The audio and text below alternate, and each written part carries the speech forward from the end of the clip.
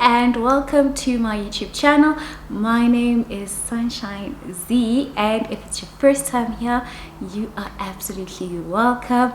I do hope that you enjoy the content, and if you do, please consider subscribing, liking, and I'd love to hear from you. So comment, introduce yourself, and all of those good things. I'd really appreciate it. And if you are a returning subscriber, as always, you guys know you're my day ones, and I appreciate you, and I do hope that you are doing well, and happy new month. We are now in the month of October, and I think I mentioned in my last video that this month, guys, let me just put a disclaimer. This month I'm going to be talking about my unpopular opinions, and as I was planning these episodes out, I was like, Ish, it sounds like a venting session of some sort. Like, even on my notes, I'm not able to even write out what I'm going to talk about because I have so much to say about these topics. So do excuse me if I go into mini little rants or just vent, but I do hope that you engage me on these topics and let me know what you think. It's like, guys, we can have differing opinions without like being mean, so please do be kind to each other, or even when you're responding to maybe something I said and maybe you don't agree with it, just, there's a nice way to disagree with somebody. So yeah, without wasting time, let's get into it. As mentioned, this month I'll be doing a couple of videos. I guess we could call it a series titled My Unpopular Opinion, and it will be on different topics. And today is the first episode, and the topic we will be discussing is black tax. Just that word, guys. And by the way, if you do not know what it is, okay, maybe I'll try put it here. I wonder if I even find like a proper definition of it. Let me see if I can't try and explain what it is. Oh guys, I feel like that's gonna take a while. I haven't actually thought about that. I'm assuming everybody knows what black tax is, but I promise if I do find a proper definition of it, I will put it up here. And now that you know what I'm referring to, let's talk about it. So, sorry, I keep looking elsewhere. I noticed this when I'm editing, and I'm like, why do I keep looking elsewhere? But I think it's like a thought, it's a when I'm thinking type of a thing. So please don't, yeah. Because sometimes I'm asking myself, what was I looking at? And I'm really not looking at anything in particular. I think I'm just like trying to think. Anyways, so when I was younger, I'll be honest with you guys, when I was younger, black tax was a concept that I thought it's still kind of really unfair. So it's not that it's not unfair, but I used to think it's so unfair and it shouldn't happen. That's what I used to think. But thank goodness I've matured, and I think I understand it a bit more now. And I think it speaks to privilege. If you are adamant that black tax shouldn't be taking place, then maybe you should check your privilege, because I think it's because at no point was there any indication, because I now realize that some people, even growing up, their parents or their family, guardians or whoever would constantly say to them, you need to study hard so that you can work hard so that you can do these things for us. So it was something that they expected, they knew was expected of them from just growing up, right? But in my case, at no point did my parents say to me, oh, you need to study hard and work so that you can do certain things for us. In fact, when I was in varsity, my parents redid the whole house and everything, and that's the thing, I was still in varsity, but yeah, it was a bit hectic. But all I'm saying is that sometimes you might think something does not need to happen. I hope I'm making sense, because you don't necessarily experience it. But as I said, now that I've matured a bit more and I understand the complexities of life a bit more, I understand that it is unfortunately something that will continue to take place. Actually, it takes place, and it's not really that it's a bad thing. It's unfair. I think let's establish that it is unfair, for a child to have to be responsible for an entire family, right? However, in some instances, it is what it is, guys. Yeah, guys, I really cannot find many ways to justify it except to say, because especially in the South African Black family context, a lot of our parents come from previously disadvantaged backgrounds, and that's why it happens, right? And I really believe that it's going to continue to happen, because if you look at where we are now, we do have a lot more Black people working and having their own businesses and really just successful. But if you look at the stats, because I think there seems to be a misconception that just because, for example, on Twitter, a lot of people are working, it seems like there's a working class. But also you need to factor in who's on Twitter and how old are they. And I think the other day somebody mentioned that it's 30 to 45-year-olds on Twitter, right? And you're looking at Instagram, and you're looking at all of these platforms, and you can't just assume that, oh, Black people are doing well. Yes, a lot more are doing well, but if you look at the stats, there's still a lot of us who are not where we need to be. So it's not going to just end with our parents' generation. We're gonna have millennials who are going to Black tax their children, because that's the reality of where we are. We nowhere near where we should be, right? And I'm not gonna point fingers, I'm not gonna get political about this, but also the high unemployment rate just means that Black tax is just something that is going to continue. So personally, I really feel that it's something that we just need to make peace with. We do need to make peace with the fact that we're going to be taxed one way or another. And I feel that it's also varying, So with some people, their parents are like, you need to build us a house, which I feel like it's an extreme form of Black tax. But sometimes it's like maybe an aunt saying, hey, please help me out. I don't have a stove, maybe like an item or just like some furniture. I feel like that's a little bit more reasonable. And in some instances, it's like monthly groceries or buying those people electricity and things like that. Because I really do feel that Black tax should be on things that they actually need. So things such as shelter, things such as electricity, grocery, food, those things are needed. And also think of it this way: you can't be working and giving your money to charity. Not that it's a bad thing if you do give to charity, that's a good thing, but it doesn't really make sense if you're giving to charity but you can't give to your aunt like a 500 rands for groceries. Like, think about it, guys. And I know a lot of us have these things of they didn't help raise me or whatever. Like, we get so petty with it. But as a Christian, I think you really need to pray about it and try not to justify you not helping somebody else out just because they didn't do something or whatever. Also, I know it can get extreme. I mean, some people's family members did things to them, so maybe if that's the case, maybe not. But I'm just saying that sometimes people justify not doing things for their family members, and it's really not right. So yeah, I'm not pro it. I just feel that it's something we cannot avoid. Black tax is here, and it's gonna be here for a while. However, I do feel, and I strongly feel this, that people who are being Black taxed have this one problem, and I think it's a big thing, right? And those who know me and we've discussed this know my stance on this. Yes, you can be Black taxed, right?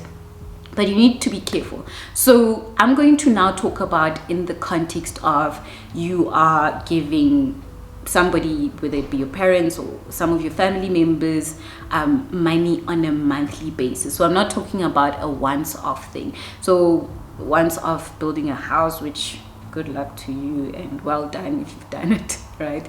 And maybe like once-off buying something, that's great, that's fantastic. I think, but even with that, we'll get into it. But I'm talking in the context of buying something or giving money on a monthly basis. This is the biggest mistake that people make, and I think that if you don't correct this, you're gonna end up being really resentful of those family members, and that is to put boundaries. What do I mean by boundaries? You need to have a limit of the money that you are giving to that person. So as I said, I'll get back to that. So even if you're buying one piece of item, so if you're buying a stove or a toaster or something like that for somebody who has asked you or they need it, you need to put a limit to it and say, hey, this is my budget for that item. Don't let them just go crazy, because as I'm saying, these things can create so much resentment. And I think in order for you to live at peace with everybody else, you really don't want that resentment to build within you. And it is up to you. It's up to you. One thing that you need to realize is that receivers are never going to say that's enough. That's one lesson you need to learn about life in general. The people who are on the receiving end are never going to say, hey, you know what, that is enough, we good, stop doing this. So it's up to you as the giver, and like I said, I'm talking in general, not just about black text. It's up to you as the giver to set limits, to say, this is as far as I can go. So if you are giving money on a monthly basis, you need to set, it needs to be in your budget, first of all. And I really do hope that you have a budget, because if you don't, but it needs to be there to say, okay, 500 rands to mom and dad. Because if you don't set those limits, they are going to keep asking for more. As I said, receivers would hardly ever. Tell me of a receiver that has said to you, listen, you can now stop giving me whatever it is that you're giving me. So you need to say, listen, I'm buying you guys electricity every month. And I feel that if we put boundaries around that, we better manage it. And even for them, they know what to expect, right? They know that, okay, we are expecting 1,500 per month for groceries, and we just need to work with that. And it's easier even for you to put it in your budget, because it's just 1,500. And by the way, if you do have, let's say, that 1,500 that you're giving away, try and make sure that there is also money for yourself, and try and make sure that you do explain it to them, because I know some family members can really cross boundaries. So for example, you say, okay, I'm just giving you 500 rands for electricity every month, right? And that's what you do. Then next thing, they start noticing that now you have a Louis Vuitton bag. Okay, maybe not that drastic, but you're doing something for yourself, is the point I'm trying to drive here. And then they try and make you feel guilty. Rona, you're just giving us 500 rands, yet you're able to go to lunch with your friends, and that restaurant is expensive. That's where you see why boundaries are important. That's where you need to communicate. Listen, 500 rands is what I can afford to give you. It doesn't mean that that's my entire disposable income. It's what I've decided. And it's not even about affording. It's what you decide. And that's how I feel that it's the healthiest way to do black tax. It's for you to decide. It's not about how much can you afford. And that's why I kind of feel like sometimes you shouldn't tell your parents how much you earn. Because sometimes, I don't know. My mom is watching this, so... But I'm just saying that I think people sometimes tend to make assumptions. I think in my video where I spoke about being single, and the assumption that you have money also comes into play, especially, let's say, as a young adult who has just started working. There will be a lot of assumptions about what kind of job you're working. And some people just hear a company name and they're like, I like, oh, wahodiwa, or you know, you hear people say, hey, come on, look miracle. Guys, how do I translate these things in English? But you know, people say things, but those things come with assumptions, and those assumptions for them mean that they should be getting more money. That's why it's really important to have a conversation with these people. And guys, it's money, it's your money, so it's important. Don't wait for them. Like I said, they will not do it. Don't wait for them to say, hey, let's sit down and discuss how much you're going to give us a month. No, if you know, and you know your situation, you know, at home,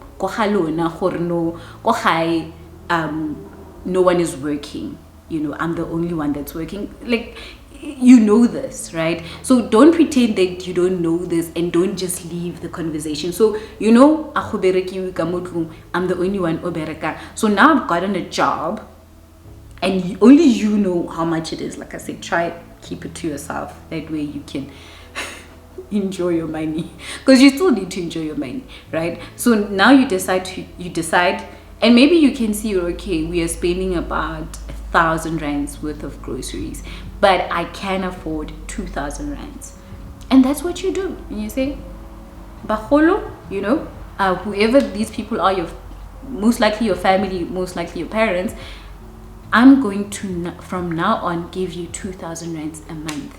Who do I give it to? Which account number do I transfer it to? And it's like a debit order. I feel that that's the best way to do it. That's not necessarily the best way, but the healthiest way, because like I said, it's a little unfair in the first place. So, you know, but guys, if you do know your family situation, I really don't think that you should pretend like you don't know it. Like, I don't think that's right, you know. So black tax might be unfair, but one last thing that I'd like to address regarding this black tax matter, and I'm kind of stepping into other territory here, but it's just my personal observation, and I really think that single men need to stop doing this, because I feel that they are the reason why some women are hated. Actually, in the black communities, most women are hated by their husbands' families. And yes, there's a variety of reasons, but the main reason,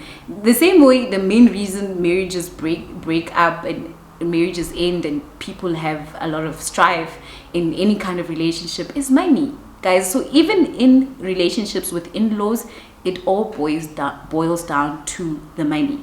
And single men need to stop doing this. And what you're doing is that you're not setting boundaries. You're not setting boundaries with your families. And when you, well, maybe when you feel like, okay, I need a wife, I don't know, but when you do decide to get a wife, and I feel like partly it's because you're tired of giving your money, your family limitless money.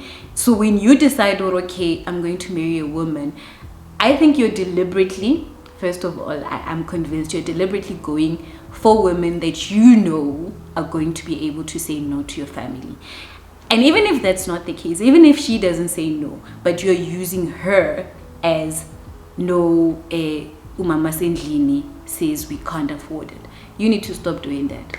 Like, honestly, stop doing that, because I think you're really contributing to these very difficult dynamics. I mean, it's already difficult for a family to accept somebody else coming in, although I still don't get why it's so deep, but anyways, you know, it's really difficult for people to accept it, and perhaps it's a deeper issue we need to go into, you know. Sometimes, I mean, the truth is some mothers in particular, you know, view their sons as almost like their husbands. So I mean, guys, all of these things, and that's why before you get married, guys, you need to know what you're getting yourself into. And I think that's one of the things, as a single lady, I'm talking to single ladies now, take note of that. How is he with his family in terms of when it comes to money? So they can be close, which is a good thing if they're close and they relate well, but are they close because he's giving them money whenever, however they ask for it, however much they ask for? Because if that's the case, when you come into the picture, what is your role going to be there? Because if your role is going to be the one that says no, it's obvious, because they won't like you. It's just obvious. So men, I think, as a way of protecting your women, build boundaries with your families before you decide to get married to a woman. And women, single women, look out for these things. Look out. The red flags are always there. But I mean, this is really a broad topic. I could go on and on, but I'm going to just end it here. I'd like to know what you think about all of this. I know I've said a mouthful, but do engage me on this topic. I think it's a very interesting one, and I'd like to hear the different aspects. I didn't even go into when people are already married. I don't know, guys, I'm not married, so go look for another channel where there's a married couple and they can talk about. I think there are a couple channels that talk about money. I don't know if they specifically talk about black tax, but yeah. So, but thank you so much for watching. Please do comment, do like, and share this video. I'd really appreciate it if you did that. Until the next video, do take care. Love and light to you all.